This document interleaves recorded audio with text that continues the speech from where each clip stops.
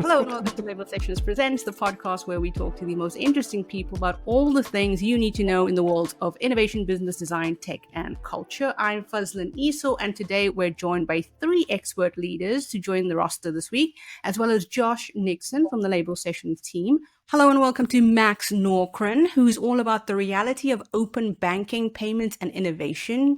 With a wealth of experience in the financial services sector, particularly in establishing partnerships with major banks, Max is all about building innovation ecosystems within the financial services industry. Also, hello and welcome to Laszlo van Leeuwen, who is focused on building the next generation of digital experiences across design, music, and sound, as well as cryptocurrency and Web3. Welcome, Laszlo. Welcome to Pablo Ferreiros Bennett. Pablo helps brands move from generic touchpoints to unforgettable experiences by applying neuroscience to marketing in rigorous, measurable ways. Welcome, Pablo.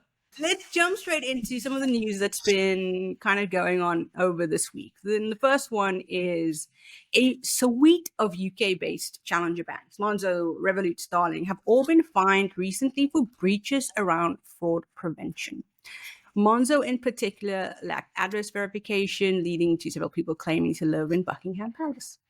The UK is one of the markets in the world where these challenges really did get traction, and there's a bunch of them doing really well. But they also brought a lot of innovation to the market and changed the way that consumers use online banking, and also felt about banking brands. It suddenly became cool again. If you are leading a digital bank in 2025, what lessons can we take away from what has happened in the UK?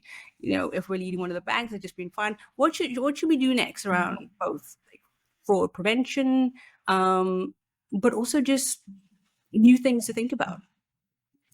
Since what we've seen, I'll jump in first on this one. Yeah, I think Max, you're the perfect one to jump in. So I don't necessarily work for one of those challenger banks, but I work at a smaller payments company, which in effect is something that you need to do, and as a challenger bank. And the company I work for, we offer payments directly to business clients, or we have capability to empower one of these challenger banks to provide transactions, international payments to their clients through an API.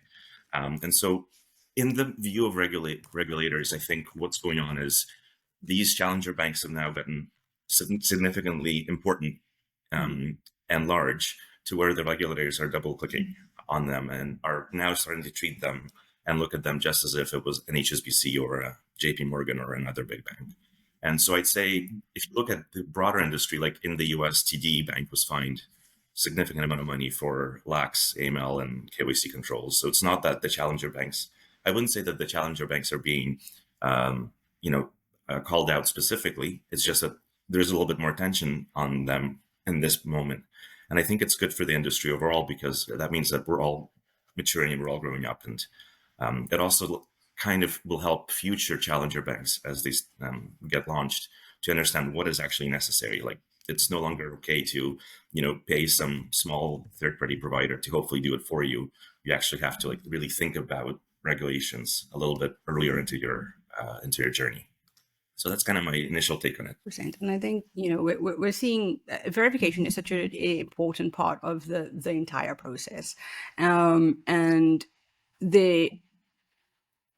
as a South African, where, verification is top of mind for everything. You cannot get a SIM card here without verifying your address, all of this, everything, your bank account, all of it. Literally, confirmation of banking is something that you download from your app semi-regularly just to present to someone. And, it's not something that exists in the UK. It's interesting, but at the same time, we don't have the boost in challenger banks. So we don't have those all-in-ones. When we do get them, they're linked to the bigger sort of conglomerates. So instead of it being a challenger brand, it's just a challenger product underneath an established brand. And I think it's a very interesting way in terms of the psychology of how people view safety and security and those sort of things. And I think, Pablo, you probably have some interesting takes in terms of the neuroscience marketing behind these types of brands and how they are able to project safety. Actually, the two emotions that are leading the purchasing process is trust and stress. So as soon as you are able to manage, and this is what Amazon understood right long time ago.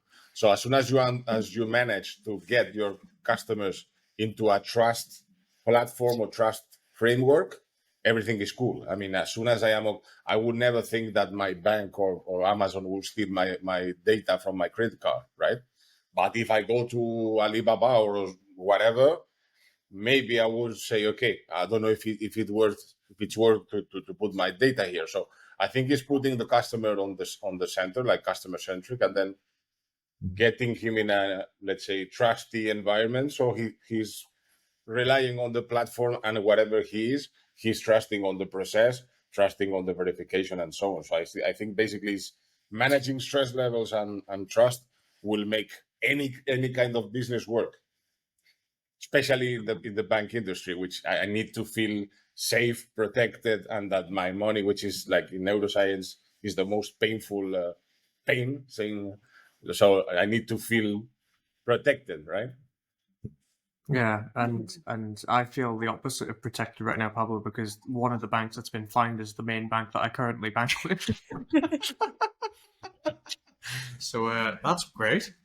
This is definitely a good criteria to fix Just to the be banks. clear, it's not the bank itself doing anything. It's the people. The people are doing the thing.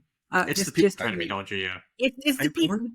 I want to actually ask a question on this, and this is interesting what Pablo just said and what Josh just said to me, because from a trust perspective, when you hear that, let's say, TD Bank gets fined billions of dollars for whatever, and then when you hear, and TD is in the US, so like let's assume same country, and let's say Monzo got fined a lot of money for these lacks of these controls, somehow we continue to trust that TD Bank is fine and that Monzo is less fine. And so I guess the question on that angle is maybe, Pablo, if you can elaborate a little bit. Yeah, I think it's about humans. We love to, I mean, we are very lucky because we have an agreement with many hospitals, so they give us brains to study for science purposes. So the thing is that when customers put a label on something, it's extremely expensive to change it. So as soon as you say, okay, I trust this, it's extremely complicated that you change your mind. And in the opposite side, it works the same. So as soon as there is something that is breaking the trust between you and your customer, the label is already put on. So I think it's you need to work a lot to demonstrate that it's not like this. So it's about perceptions. Human perceptions are very subjective. So I think is the feeling of safety. Probably Max will have a feeling of safety, Laszlo another one, and me another one. So it's the own definition of safety that will let you feel safe, let's say, right?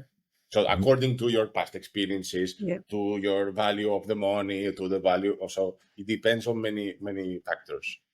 But it's also like, what is your definition of trust, right? And developing trust for who?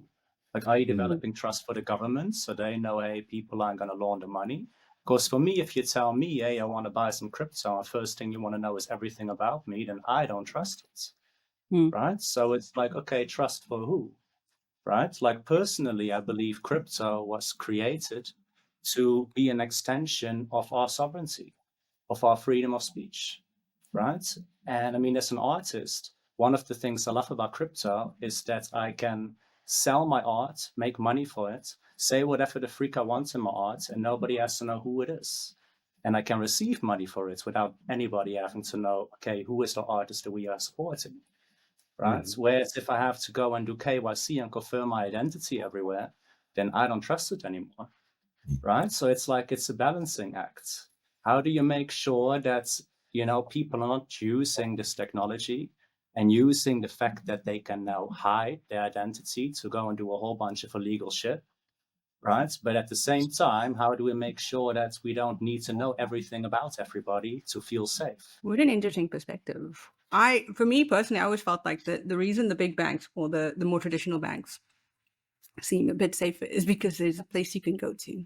It's the physical space. Yeah. Of the the HSBC and kind of go, guys, what's happening here?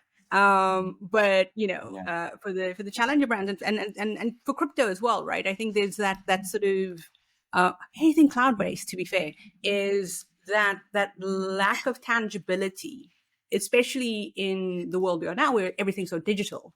I think we're finding that just a little bit of a throwback to we want some things that are more tangible. No, that's a very good call out. I think there is to the comment that was made around physical versus virtual.